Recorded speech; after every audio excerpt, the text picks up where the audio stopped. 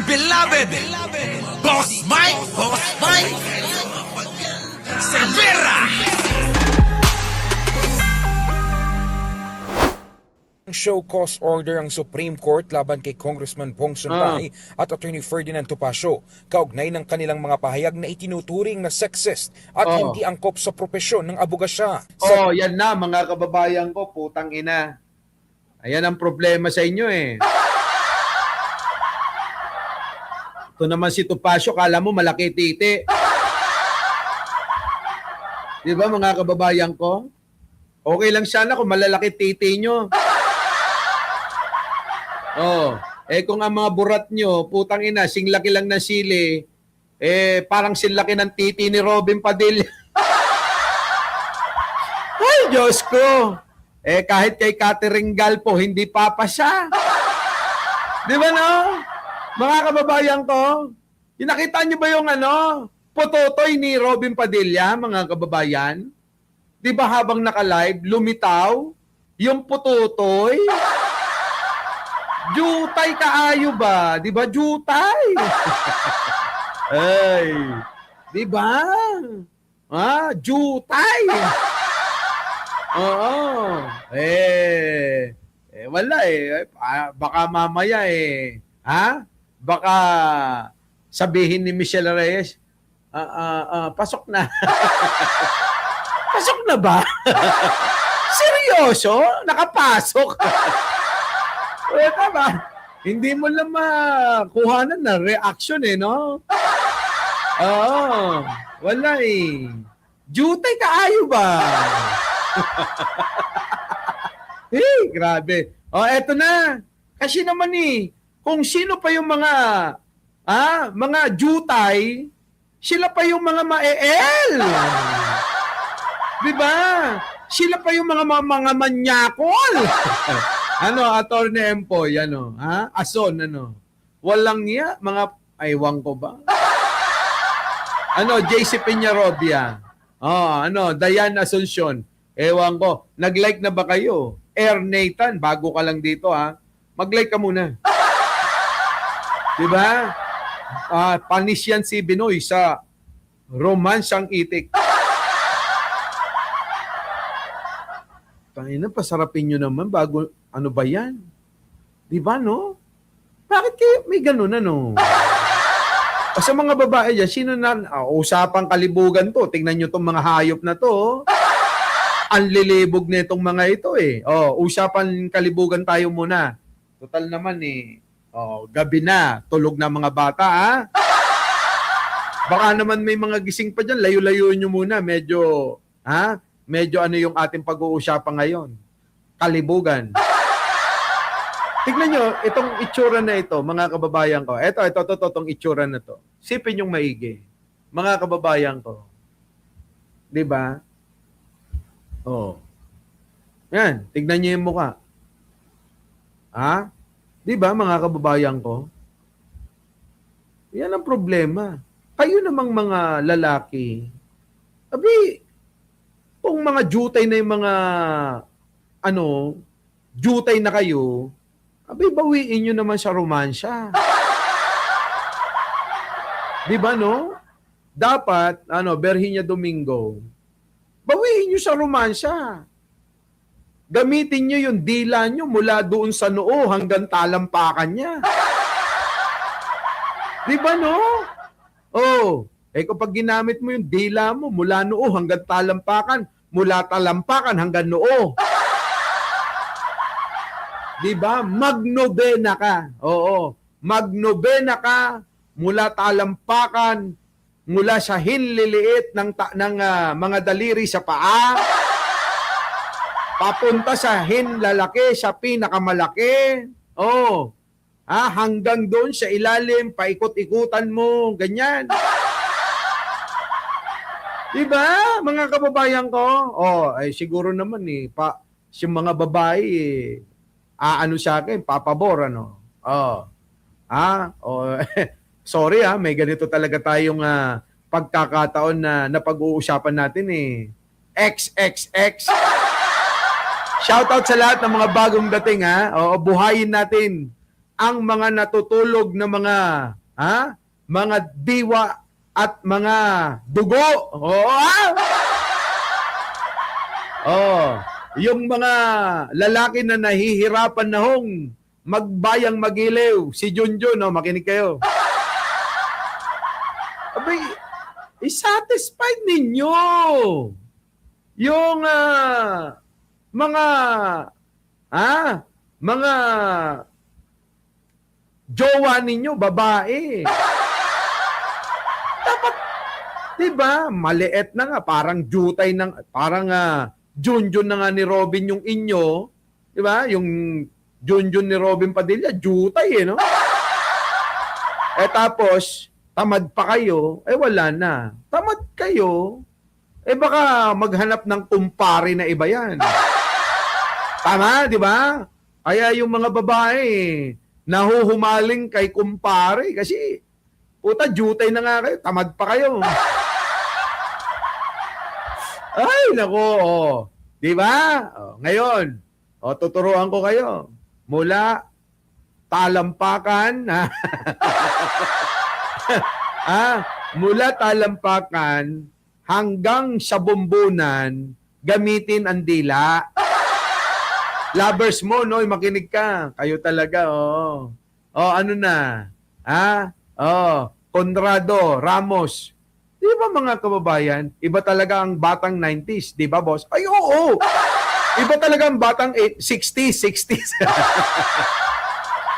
Malulupit. Putik na yan eh.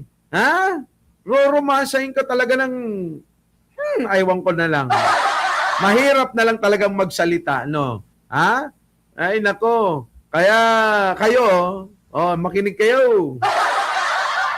Kailangan ninyo talaga itong mga sinasabi ko para mapanatili ang mainit at lagkitang pagmamahalan ng ninyong mag-asawa at ninyong mag-partner at ninyong magjowa. Oo, kailangan yun. Kailangan na laging kayo ang gumagawa ng kaparaanan. Oo. Yung lalaki, baka mamaya yung babae lang inaasahan ninyo, wag na. Magtaka kayo kapag ka ang babae, kung yan todo postura, naka-pek-pek short, lalabas ng bahay, naka spaghetti. Pag naka-spaghetti, nako, maniwala kayo, sundan nyo na, baka pumunta na sa kumpare nyo. Hindi totoo, mga kababayan, di ba? Totoo. Sisid, boss. Sisid. Siyempre, alam ka naman, hindi mo sisirin yun. Di ba? Oo. Sisirin mo. Huwag kang tumigil kakasisid hanggat hindi ka hinihila pataas. At kayo namang mga babae, gusto nyong magpasisid, pwede ba? Maghugas-hugas din naman kayo. Tao pa mo ha! Tayo lang kung saan tayo pumupunta. Di ba? Nako, wag naman yung baka naman kung sumisid kayo para naman kayong para naman kayong ewan ko ba mauubusan ng hindi, dahan-dahan. Dadahan-dahanin nyo lang dahan-dahan sa paghagod. Hindi yung para bang ano ba yan, nauubusan ka ng ice cream, paligsahan sa pagkain ng ice cream. Hindi ganon. Dahan-dahan. Oo, dahan-dahan. Dahan-dahan. Ow! Amaya nga. Eto na! Ay, Diyos ko, Alam niyo sa totoo lang, minsan masarap pinag-uusapan yan. Oo. Lalo kapag kayong dalawa lang. Kayong mga babae, maging tapat kayo sa mga partner ninyo. Sabihin nyo, sabihin nyo sa partner ninyo, gusto ko yung ganituhin mo ko, ganun. Ganito dapat sabihin nyo kasi minsan hindi, bobo rin yung mga lalaki minsan eh. Sabihin nyo sa kanila, sabihin nyo ganito, darling, honey, gusto ko ganito. 'Di ba? Gusto ko yung dinadahan-dahan, oo. Tapos biglang sip-sip. Tapos biglang kiliti sa may mga sa mga pisngi-pisngi. Ay, nako, Diyos ko, ano ba naman to? Eto na tayo. Eto kasi mga grabe naman kasi tong mga ito eh. Nakakainis. Eto na. Boss Mike, open kami ng mahirap yan, LDR. LDR, no? Nakikita mo lang sa cellphone. Oo, di ba? Pinapahirapan nyo yung mga sarili nyo. Ito na. Babago na, oh. Ito na, Elvira Garcia, ha? Oh, Anita, mamaya kung saan tayo mapunta. Oh, ito na. Yung dalawang paborito ninyo, yari na. Ito na. Naglabas ng show cause order ang Supreme Court laban kay Congressman Pong Suntay at Attorney Ferdinand Topacio, kaugnay ng kanilang mga pahayag na itinuturing na sexist at hindi angkop sa propesyon ng abogasya. Nako, Doris Osamis Sanchez, nasa barko yung asawa mo. Ay, asahan mo na. Oo. Sa barko maraming babae, iba-iba. Oo, iba-iba talaga. Kaya nga hindi ako tumuloy dyan eh. Oo. Ayoko magbarko kasi baka mamaya magkasala ako ng marami. Kaya umayaw ako dyan. Oo. Oo. Di ba? Yung mga nagbabarko, Diyos ko. Oh, lagyan nyo sila ng tawag dito, ng spy camera o kaya spy voice record. Kapag ka nagkikwentuhan niya sa inuman, bagong dating, magyayabang yan sa mga kainuman. Ikikwento niya yung mga binengbang niya. I-record nyo, ilagay nyo sa bulsa para dinig na dinig. Yung mini record, voice record kineme. Lagay nyo. Pagkaya siyempre bagong dating, sabik sa inuman, barkada, naku mga kababayan, ang kwentuhan puro kayabangan. Oo. Ilan ang binengbang niya, sino ang binengbang niya, yung Chinese daw na binengbang niya. Puro ganun ang kwentuhan, puro bengbangan. Oo, nakakasawa. Oo. Di ba no? Yung mga marino, nako, lahat halos ng pensyang ko marino, yayabang eh. Oo, puro binengbang nila, ganito daw, Mexicana, Incheck, Koreana, lahat na lang lahi, pag nagkwento, binengbang nila eh.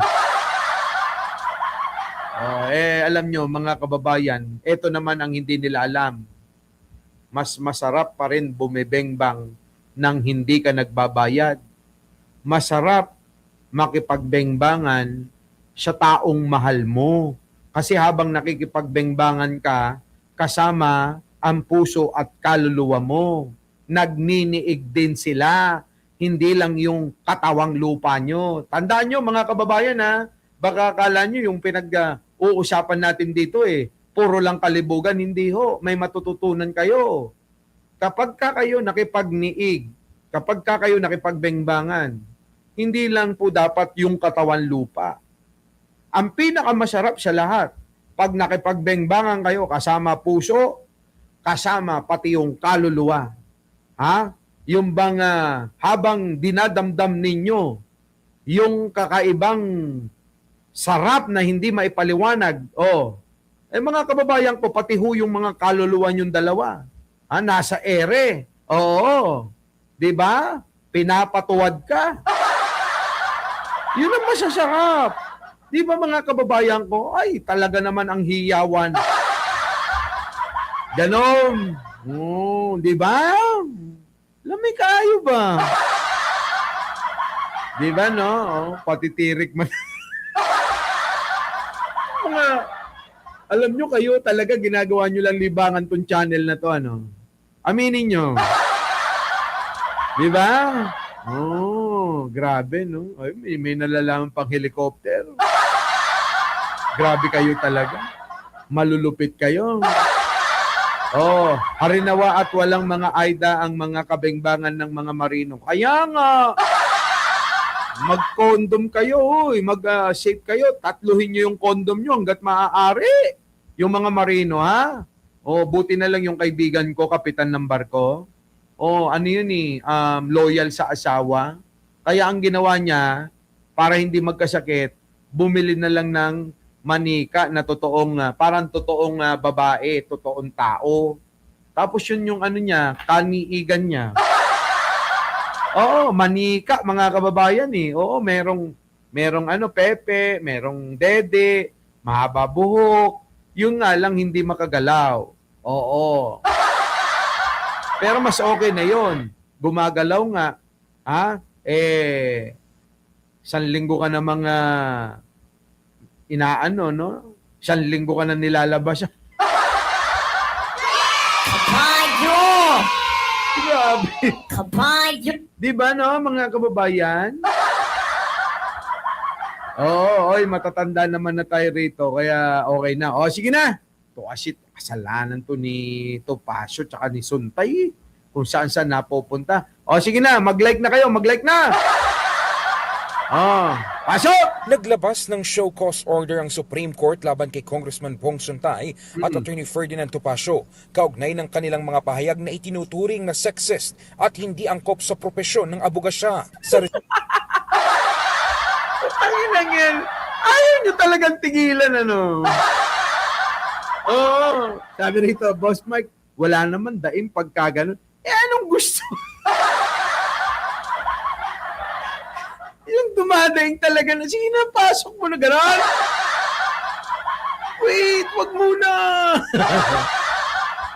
Alak lang pati kayo talaga. O, tuloy! solusyon ng Korte Suprema, inatasan ng dalawa na magpaliwanag kung bakit hindi sila dapat patawan ng disbarment Yan o na. pagtanggal ng lisensya bilang Nako. abogado. Nako, tatanggalin na, mga kababayan. Minamalas talaga itong mga kampon ni Duterte, mga kababayan, Oh, minamalas, biruin ninyo yan. Ay, nako, maaari pa, na baka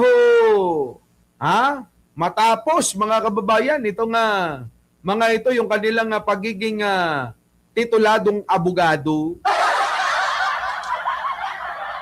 Di ba, mga kababayan? Wag na i-disbar. Ala naman na bilang yan. Sabi ni Cedric. Tuloy. Maring Lindo. Ugat ang usapin sa mga naging pahayag ni Suntay noong Marso sa pagdinig ng House Committee on Justice hinggil sa impeachment complaints laban kay Vice President Sara Duterte, kung saan nagbitiw siya ng umano'y misogynistic comments laban sa aktres na si Ann Curtis habang ipinagtatanggol ang naunang pahayag ng Vice Presidente. Grabe, ex ko yan.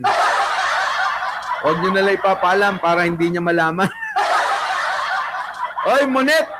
Eto na, Monet, si Reza Porso. Sabi ni Doris Usami Sanchez, Boss Mike, DJ na lang. Kasi si Doris, tigang. Tigang ka, no? Tigang ka ba? Yan ang problema pag asawa, Marino, laging tigang. Grabe, no? Grabe. Sige, tuloy. Titigan nyo na lang si Ann Curtis, ex ko yan. Samantala, nadamay din si Topacio matapos ipagtanggol naman si Suntay sa kanyang radio program kung saan nagbitiw siya ng mga kontrobersyal na pahayag laban sa mga kababaihan, kabilang ang pagbabatiko sa kapatid ni Ann na si Jasmine Curtis. Dahil sa mga insidenteng ito, nagpa siya ang Korte Suprema na kusang magsimula ng administrative case laban sa dalawa na ngayon ay nakadakit bilang disbarment case. Binigyang diin ng SC na ang pagiging abogado ay isang pribilehiyo na may kaakibat na mataas sa pamantayan ng asal at moralidad. Inaasahan umano na ang bawat miyembro ng bar ay kumikilos ng may dignidad, maging ang publiko man o ang kakapal ng mga mukha mga kababayan, tignan niyo yung itsurang ganyan Biruin mo, singlaki mo si Weng Weng. Tapos ikaw pa yung yung feeling gwapo ka. Pero aminado ka naman bakla ka. Di ba mga kababayan ko? Yung bang feeling gwapo ka pero aminadong bakla ka. Tapos, feeling gwapo pa talaga. Tapos, singlaki mo si Weng Weng. Konti na lang si Mura na, ano. Kilala nyo ba si Mura at saka si Mahal, mga kababayan ko? Si Mura at saka si Mahal. Oh. Konti na lang mga kababayan, singlaki niya na eh. Di ba? Oh, ganun din yung ganun din yung aso ni Aimee. Kaparambot na lang mga kababayan, talagang pantay-pantay na sila eh. Di ba? Bagong buhay, pinagpapaliwanag sila na sa loob ng 10 araw na hindi maaaring palawigin. Inatasan din ng korte ang Office of the Bar Confidant at Integrated Bar of the Philippines na magsumite ng ulat hinggil sa iba pang pending cases laban sa dalawa. Grabe, no? Yari kayo ngayon. Uy, sub-annihilation, ikaw, libog na libog ka rin eh, no? Kung makakomment talaga naman to, uy! Ikaw, libog na libog ka. Ayan, mga kababayan ko. So, paano? Abay, mukhang minamalas nga ito, mga kababayan. Ano? Mukhang minamalas itong mga tropa ni Sarah. Nako, ewan ko na lang mga kababayan, ha? Our beloved Boss Mike Cervera